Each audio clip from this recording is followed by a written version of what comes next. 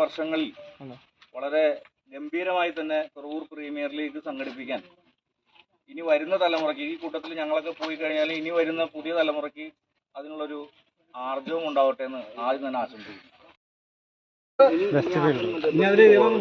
Best bowler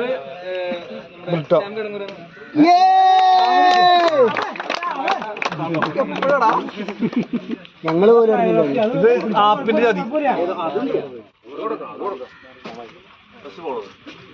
ഇതില്ലേ മറ്റാല്ലേ best batsman ആയിട്ട് വന്നത് വിഷ്ണുജയൻ.